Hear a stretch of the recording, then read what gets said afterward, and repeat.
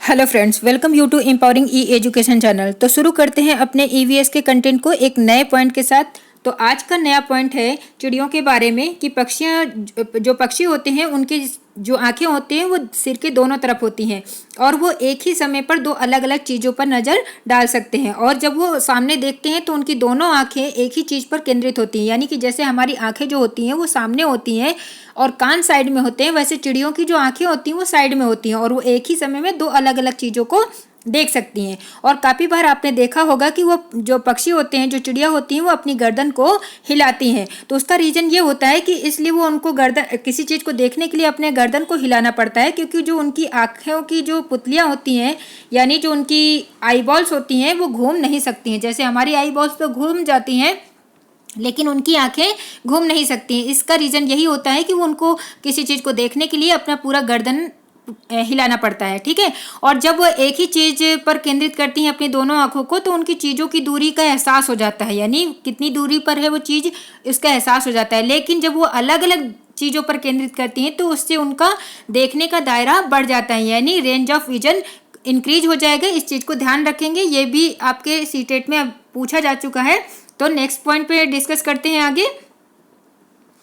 कुछ पक्षी हमसे 4 गुना ज़्यादा दूर तक देख सकते हैं। ये भी क्वेश्चन आ चुका है कि कौन से ऐसे पक्षी हैं जो हमसे 4 गुना अधिक देख सकते हैं। वो आपके पक्षी हैं चील, बाज और गिद्ध। वो हमसे कितनी दूर तक देख सकते हैं? 4 गुना अधिक दूर तक देख सकते हैं। नेक्स्ट पॉइंट भी आपका सीटेट में आ चुका है कि रात में जागने वाले जानवर चीज़ों को किन रंगों में देखते हैं?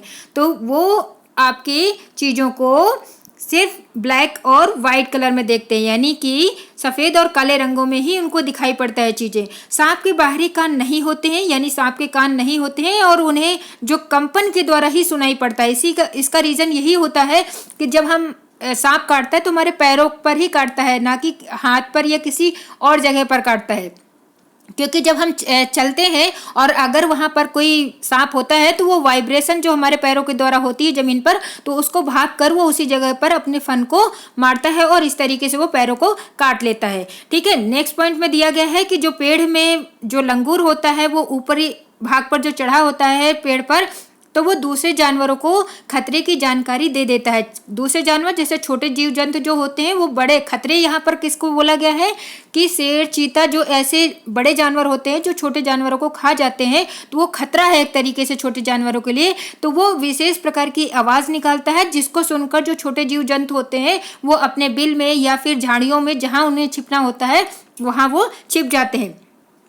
तो यहाँ पर ये बताया जा रहा है कि जो जानवर होते हैं वो खतरे के लिए अलग अलग तरीके की आवाज़ें निकालते हैं, उनको खतरे की जानकारी हो जाती है पहले से। अब यहाँ पर बहुत अच्छा एग्जाम्पल दिया गया है कि किस तरीके से खतरे की जानकारी हो जाती है उनको, जानवरों को। यहाँ पर आपका एक इंसिडेंट दिया गया है जो दिसंबर 2004 में हुआ था, सुनामी आपके अंडमान निकोबार द्वीप में काफ़ी ज़्यादा इसका असर देखा गया था हिंद महासागर में, और इसकी वजह से निकोबार का जो इंदिरा पॉइंट है वो भी यहाँ थोड़ा सा हट गया है अपनी जगह से, ठीक है। तो लेकिन वहाँ के जो ट्राइब्स थे, जो जनजाति थे, उन्होंने बिहेवियर को नोट किया, जानवरों के जो वहाँ के जानवर थे उनके बिहेवियर को नोटिस किया कि ये जो जानवर है उनका बिहेवियर चेंज हो गया है, डिफरेंट तरीके से हो गया है, कुछ ना कुछ यहाँ पर घटने वाली है, घटना या दुर्घटना होने वाली है। तो इस चीज़ को जानकर वो किसी सेफ एरिया पर चले गए थे, वहाँ को उस जगह को छोड़ दिया था और कुछ टाइम के बाद वहाँ पर सुनामी आई और बहुत ज़्यादा वहाँ पर तबाही हुई। लेकिन वो लोग बच गए थे जो लोग जानवरों के बिहेवियर को नोटिस किया था और उस जगह को छोड़ दिया था, वो अपनी जान को बचा पाए थे। अगली बात है कि जो पक्षी होते हैं वो हर अलग बात के लिए अलग अलग तरीके की आवाज़ें निकालते हैं। यहाँ पर एक पॉइंट नहीं दिया गया है कि जो डॉल्फिन होती है वो आपस में बात करने के लिए भी अलग अलग तरीके की जो आवाज़ें निकालती है, यानी आपस में जब बात करती हैं वो डॉल्फिन तो वो अलग तरीके की आवाज़ में बात करती है। इस चीज़ को ध्यान रखेंगे, यहाँ पर वो पॉइंट नहीं है लेकिन इम्पॉर्टेंट है कि डॉल्फिन भी आपस में बात करने के लिए अलग तरीके की आवाज़ निकालती है।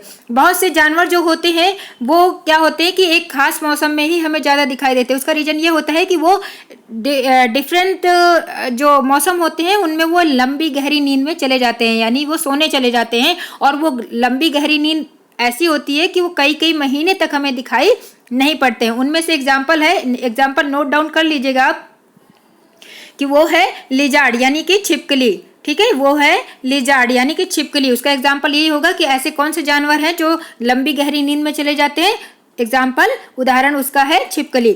इस चीज को आप नोट डाउन कर लीजिएगा। नेक्स्ट पॉइंट है आपका स्लॉथ के बारे में कि स्लॉथ जो होता है वो 24 घंटे में 17 घंटे सोकर ही निकालता है। उल्टा लटका होता है पेड़ से, भालू के बच्चे की तरीके से दिखता है। आपके स्क्रीन में उसकी फोटो भी लगी, उससे आइडिया आप ले सकते हैं। वो एक दिन में कितना सोते हैं? 17 घंटे तक सोता है। स्लॉथ इतना आलसी होता है, स्लोवेस्ट एनिमल कहा जाता है ये, कि जो स्लॉथ होता है वो एक ही पेड़ पर रहता है और उसी पेड़ की, जिस पेड़ पर वो रहता है उसी पेड़ की पत्तियों को वो खाकर अपना पूरे भूख मिटाता है और दूसरे पेड़ पर जाता ही नहीं है जब तक उस पेड़ की पत्तियां रहती हैं। और इस तरीके से उसका जो जीवन काल होता है वो 40 वर्षों का होता है। कितने वर्ष का होता है? 40 वर्ष का। और इस तरीके से अगर एवरेज देखा जाए तो पूरी लाइफ में वह सिर्फ 8 ही पेड़ों पर घूमने जाता है, यानी एक से दूसरे पेड़ पर चेंज जब करता है तो वो सिर्फ 8 ही पेड़ होते हैं पूरी 40 साल में।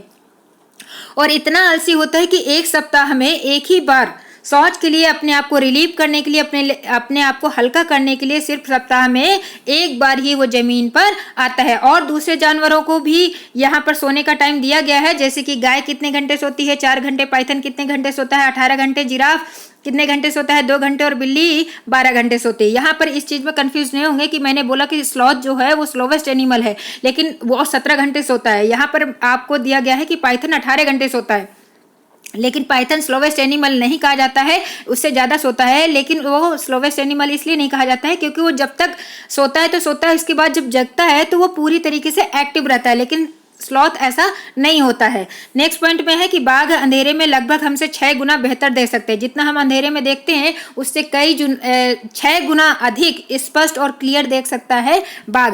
बाघ की जो मूछें होती हैं बहुत ही संवेदनशील होती हैं और वो बाघ की जो मूछें हवा में हुए कंपन को, जो वाइब्रेशन होता है, उसको अच्छी तरीके से भाप लेती है, जिससे उसे शिकार की बिल्कुल सही स्थिति का पता चल जाता है कि शिकार किस जगह पर है। इससे उन्हें अंधेरे में रास्ता ढूंढने में भी मदद मिलती है।